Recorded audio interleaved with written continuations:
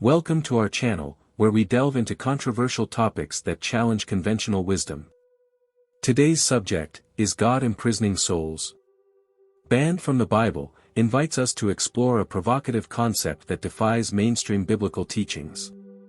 Although this idea is absent from traditional doctrine, it has ignited heated debates among theologians, historians, and philosophers.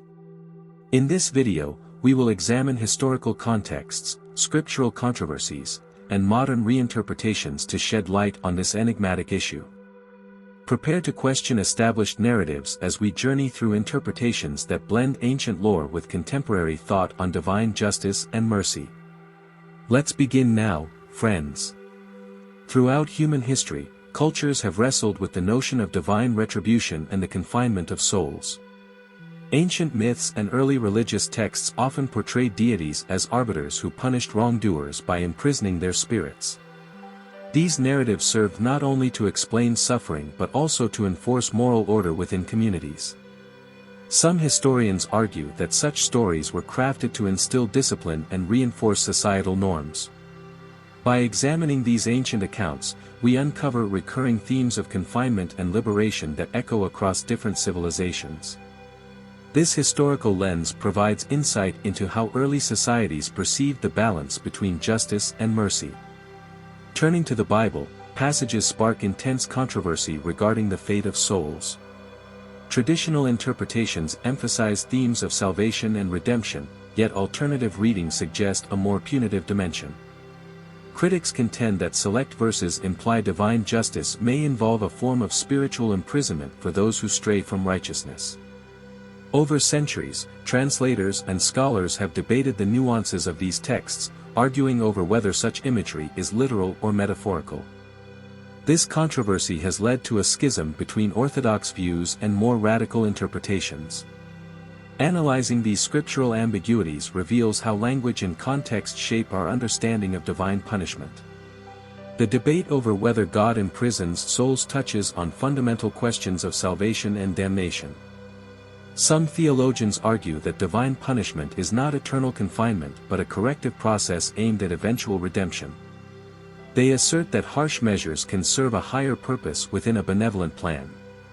Conversely, proponents of strict retributive justice claim that imprisonment is a necessary consequence for moral transgressions.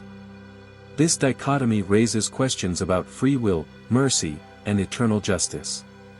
Such debates challenge believers to reconcile seemingly contradictory doctrines and invite a more nuanced view of spiritual accountability and ultimate reconciliation in every sincere inquiry. Beyond theology, the idea of soul imprisonment poses profound philosophical and ethical dilemmas. If divine justice entails confining souls, what does this imply about free will and moral responsibility? Philosophers have long debated whether an all-loving deity could impose such severe punishment without undermining compassion and forgiveness. This tension exposes a conflict between ideals of mercy and the realities of retributive justice. The notion challenges us to redefine punishment and rehabilitation in a manner consistent with modern ethical standards. Ultimately, these inquiries compel us to re-examine our moral frameworks while questioning the true nature of divine intervention with thoughtful reflection. In recent times, scholars and spiritual thinkers have revisited ancient texts to uncover fresh interpretations of divine justice. Modern theology increasingly favors a restorative approach that emphasizes healing and growth over perpetual punishment. Many now view references to soul imprisonment as symbolic of the internal struggle between ignorance and enlightenment. This modern perspective aligns with values of compassion and inclusivity, challenging older, harsher doctrines. By embracing these alternative views, believers are encouraged to reinterpret traditional narratives in a way that highlights liberation rather than eternal confinement. Such evolving interpretations invite us to envision a purpose centered on renewal and mercy. One of the most controversial ancient texts that was excluded from the official biblical canon is the Book of Enoch. This apocryphal book describes fallen angels, known as the Watchers, who were condemned to an eternal prison for corrupting humanity. Interestingly, the concept of imprisoned souls is central to its narrative, as it describes a realm where certain spirits are held until the final judgment. Many scholars believe that this text was omitted from the Bible precisely because it challenges mainstream theological teachings about divine justice and mercy. Could this book hold the missing key to understanding whether souls can be imprisoned by God? The idea of a spiritual prison isn't exclusive to Christianity. Many ancient civilizations had their own versions of the underworld where souls were confined as part of divine punishment. In Greek mythology, Tartarus was a deep abyss where the wicked were imprisoned. In Hinduism, the concept of Naraka describes a place of temporary punishment for souls before reincarnation. Even in Islam, certain interpretations suggest a form of divine detention before the Day of Judgment. These similarities across different religions suggest a universal belief in the imprisonment of souls as a means of enforcing cosmic justice. Traditionally, hell has been depicted as a place of eternal torment. However, some theologians argue that hell is not a physical location but a state of spiritual separation from God. This raises the question, is the imprisonment of souls a literal, physical experience, or is it a metaphor for the suffering of those disconnected from divine grace? Many modern Christian scholars advocate for the annihilationist view, which suggests that souls in hell are eventually destroyed rather than eternally confined. This alternative perspective challenges the traditional understanding of divine punishment. Could imprisoned souls be linked to the concept of reincarnation? Some spiritual traditions suggest that souls are trapped in a cycle of birth, death, and rebirth due to unresolved karma. This aligns with Gnostic beliefs, which claim that the material world is a prison for the soul, and true salvation comes from breaking free from this cycle.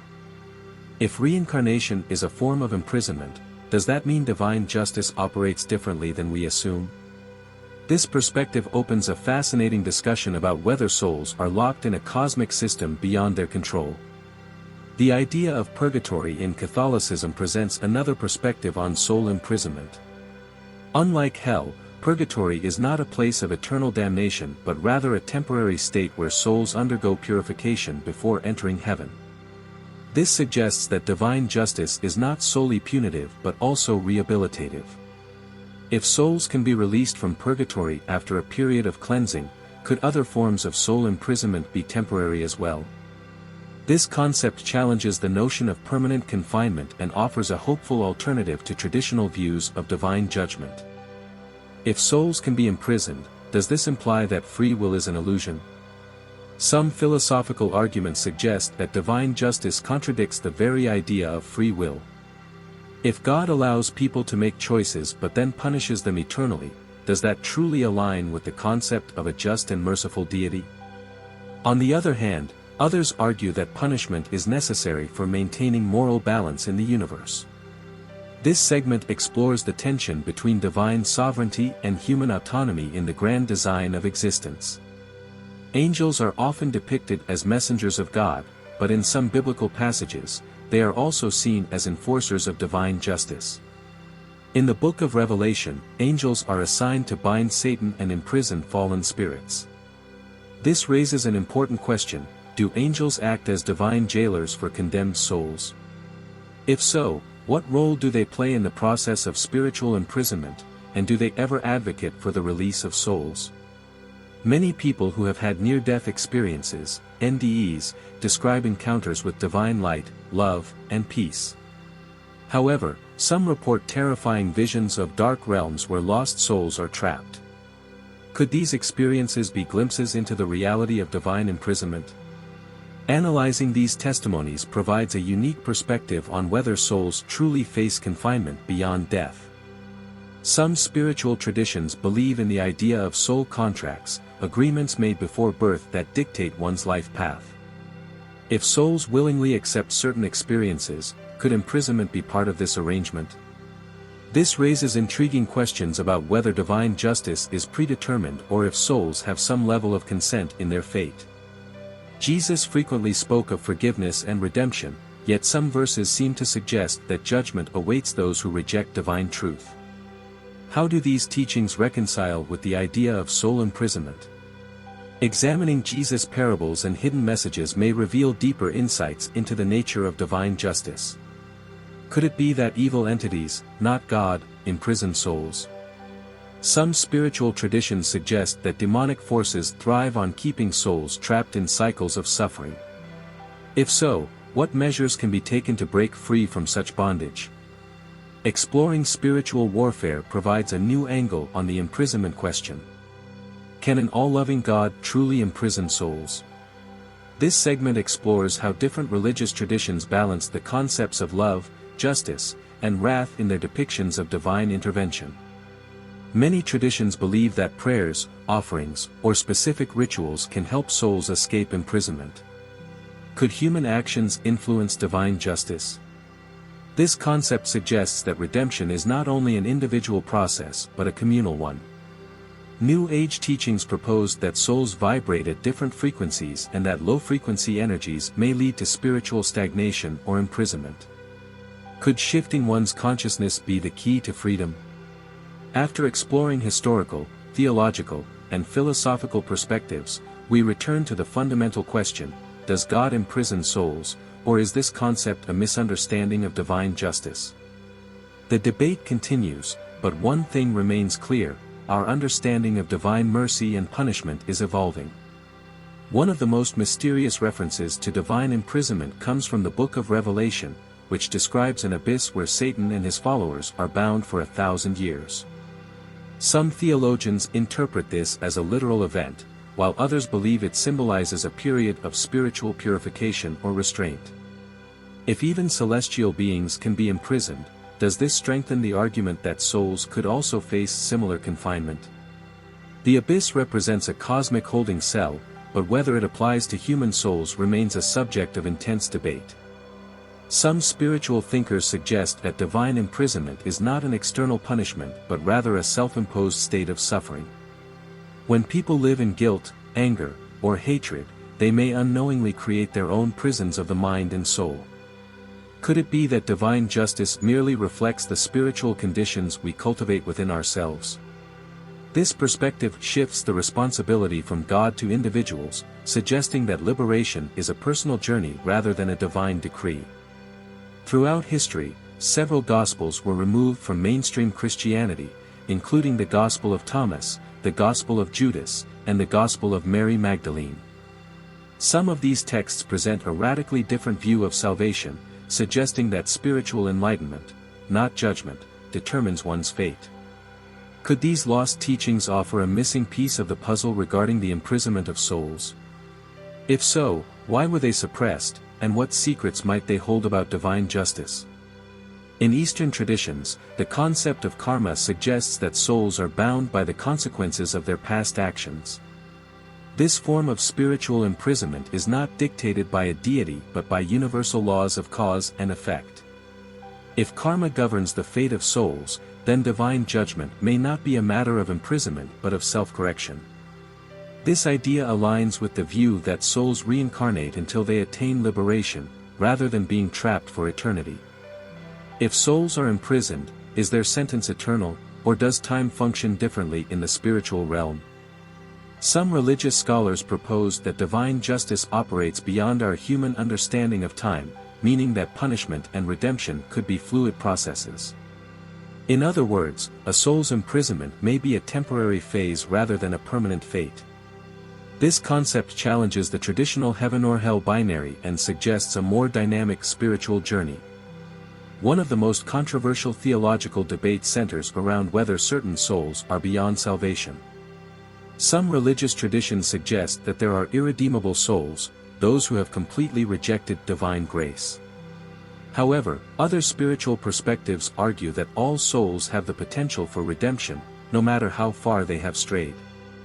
If souls can be imprisoned, is there always a way out, or do some remain confined forever? This raises profound questions about the limits of divine mercy. If souls can be imprisoned, could forgiveness be the key to their release? Many religious and spiritual teachings emphasize that true freedom comes through forgiveness, both giving and receiving it. If divine justice is rooted in love, then perhaps imprisonment is not about punishment but rather a waiting period for souls to seek reconciliation.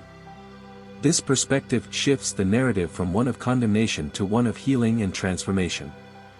Some mystical traditions suggest that souls choose their destiny before birth, including challenges, suffering, and even imprisonment. If this is true, then divine justice may not be about control but rather about honoring pre-existing soul agreements. This idea aligns with the concept of soul evolution, where each life experience, no matter how painful, serves a higher purpose in the journey toward enlightenment. If God imprisons souls, do guardian angels play a role in either enforcing or preventing this fate? Many religious texts describe angels as both messengers and protectors, intervening to guide and rescue souls in distress. Could it be that some angels are actively working to free imprisoned souls while others enforce divine justice?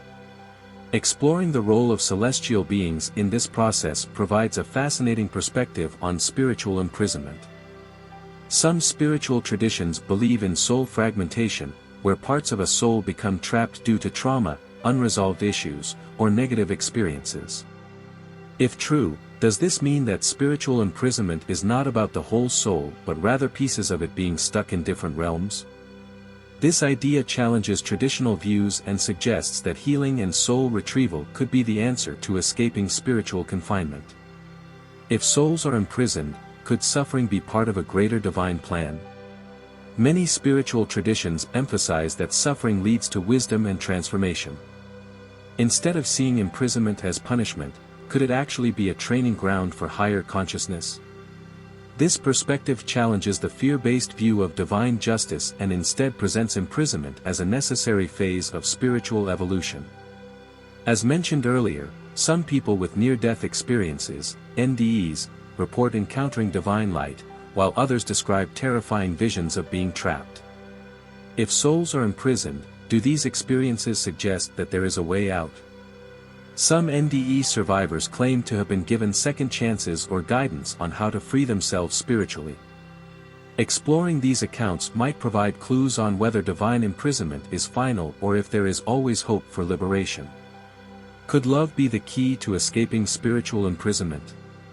Many religious teachings suggest that divine love transcends judgment and punishment, offering redemption to even the most lost souls. If imprisonment exists, could love act as the force that breaks all chains? This concept aligns with teachings that emphasize grace and unconditional compassion over fear-based doctrines. Some philosophers and theologians suggest that Earth itself is a prison for the soul. If human life is filled with suffering, limitations, and struggles, could it be that we are already experiencing a form of divine confinement? This idea aligns with the Gnostic belief that the material world is a prison and that true liberation comes through spiritual awakening.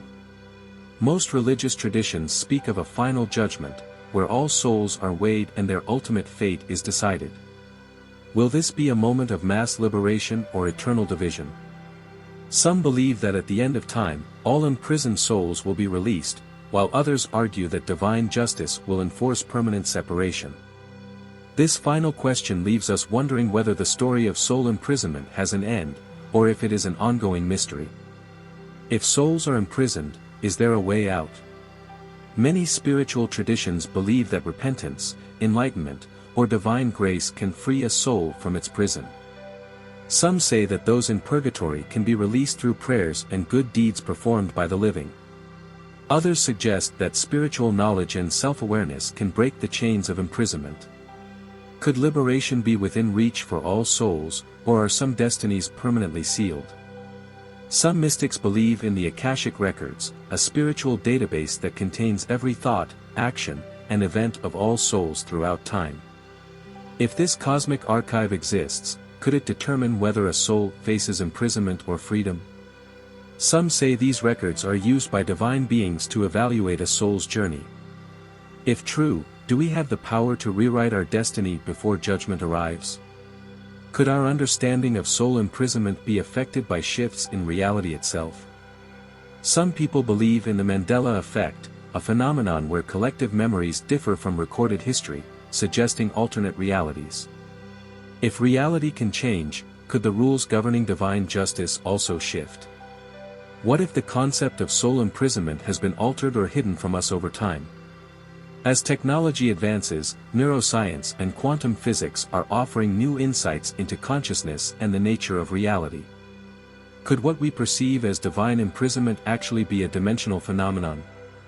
Some physicists speculate that multiple realities exist, meaning that souls might be trapped in specific energy fields rather than an actual prison. If so, can science help us unlock these mysteries? Welcome to Blessovia Science TV, where we take you on an exhilarating journey through the cosmos and unravel the mysteries of science. We are excited to offer you the opportunity to become a valued member of our ever-growing community of cosmic enthusiasts and knowledge seekers. Exclusive access to cosmic content. As a member of Blessovia Science TV, you will gain exclusive access to a treasure trove of cosmic content, including documentaries, interviews with leading scientists, space missions updates, and awe-inspiring visualizations of the universe, live Q, and sessions with experts. Your membership will grant you the chance to participate in live Q and sessions with renowned scientists, astronomers, and space explorers. Get your burning questions answered by those who push the boundaries of human knowledge. Embark on a journey that spans the cosmos and join us in unraveling the secrets of the universe. Become a Blessovia Science TV member today, and together we will reach for the stars. Thanks for watching. Subscribe, like, and share. Don't forget to leave your comment.